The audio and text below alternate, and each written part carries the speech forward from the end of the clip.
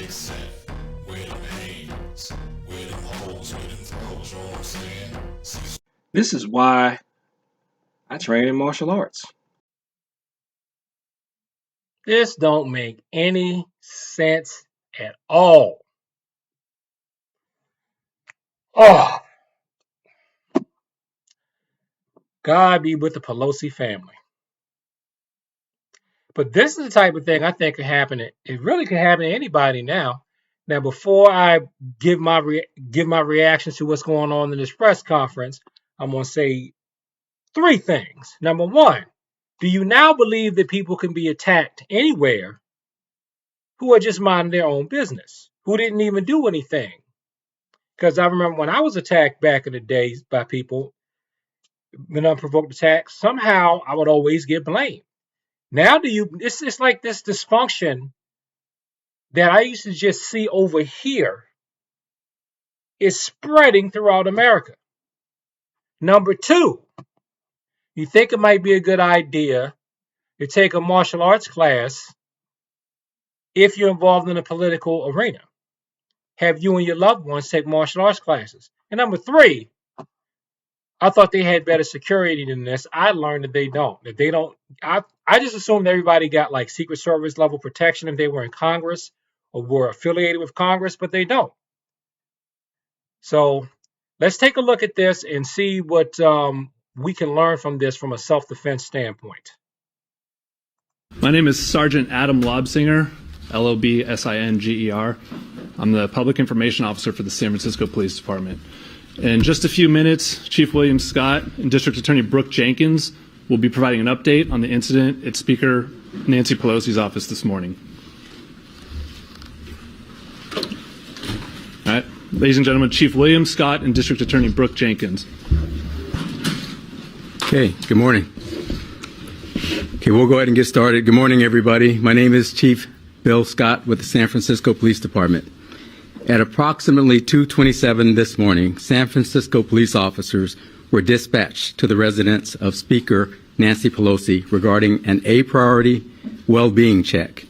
When the officers arrived on scene, they encountered an adult male and Mr. Pelosi's husband, Paul. Our officers observed Mr. Pelosi and the suspect both holding a hammer. The suspect pulled the hammer away from Mr. Pelosi and violently assaulted him with it. Our officers immediately tackled the suspect, disarmed him, took him into custody, requested emergency backup, and rendered medical aid. The suspect has been identified as 42-year-old David DePepe. Now, let me say a couple of things. Some critics of martial arts wonder why why we train for people. You can't see it as small as this box is. I want to try to see if I can no, you can't see it. Why we would train with an action where we come up over the head and come down, and we call it hammer fist. Why we train to defend against hammer fist, because it's a very common attack. And for the people who are obsessed with ground fighting, here's an example of why some ground fighting wouldn't kill you either. It'd be great to have some ground fighting. That's how the police were able to subdue the suspect. They took him to the ground. So if you have to restrain someone, ground techniques are wonderful for that. Mr. Pelosi and Mr. DePepe were transported to a local hospital for treatment. This is an active investigation currently being led by the San Francisco Police Department Special Investigations Division. We are working closely with our partners from the FBI, the U.S. Attorney's Office, the U.S. Capitol Police, and our district attorney here in San Francisco County, DA Brooke Jenkins, and her team. The motive for this attack is still being determined. Mr. DePepe will be booked at the San Francisco County Jail on the following charges: attempted homicide, assault with a deadly weapon, elder abuse, burglary, and several other additional felonies. So I'm thinking, now it seems like just nobody's off limits. Like no one is safe from crime. I think I used to have this fantasy that you could actually age out of being a victim of crime. Apparently, I have been totally deluded about that, because that's why there's a thing called elder abuse. So I guess an 82-year-old man has to worry about being assaulted in his own home because some people in this world are just that wicked. And I wonder why one time I had an 80-year-old man in my class. Now I know. Before I go any further, I'd like to thank the responding officers for their swift action this morning. Those San Francisco police officers are Officer Colby Wilmus, Officer Kyle Cagney, and Sergeant Edmund Hoang. I'd also like to thank our emergency dispatcher, Heather Grimes, who's standing here to my left, for a really amazing job. For inquiries regarding Mr. Pelosi and his condition, we refer you to the statement issued by Speaker Pelosi's office this morning. Thank you, law enforcement. Thank you, dispatchers. Thank you, everybody who were involved in rectifying this situation and saving that man's life. I mean, I know that some of us, like myself, get to be racially profiled more than others.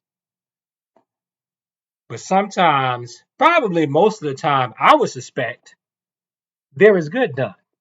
And when there's good done, we need to say it, just like we said when bad's done. So kudos to you.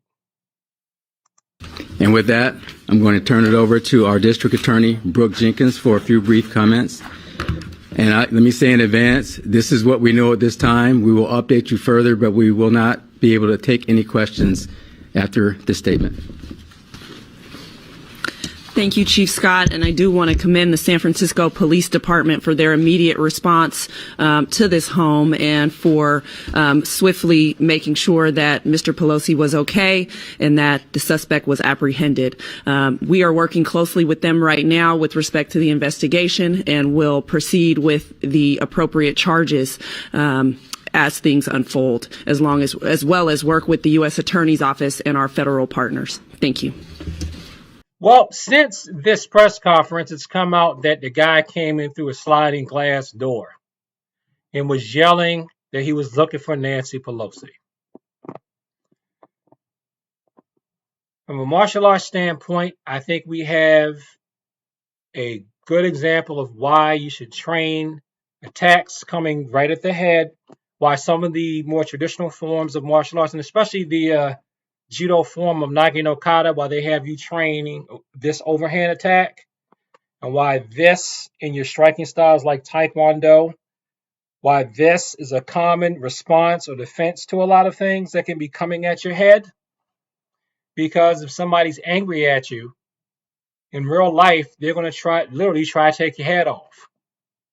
They're going to literally try to take your head off. Now, a lot of people who have been responding to this story online are saying this is why they have, firearms and weapons, if I can say that without being bleeped by the YouTube algorithm. And I'm not against that. I'm not against that at all. I think that should be included. I can't teach that at a community center, but I don't have a problem with that. I'll just say I am in favor of that being used by responsible people. So if you are a praying person, let's keep Paul Pelosi, Nancy Pelosi, and the rest of the Pelosi family and friends in our prayers. And, period.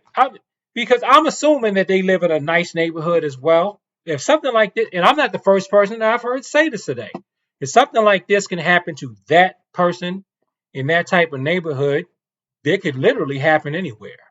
So that's why it would behoove a lot of us, if we want to be safe, we need to think about taking a martial arts class. And if you're near me, take one near me. And that's why I have my thing at the beginning of this video. This is why I train in martial arts. Thank you for watching this video. Like, comment, and subscribe. Appreciate it. People like to talk about the martial arts and peace. And as always, thank you for your time. I appreciate it.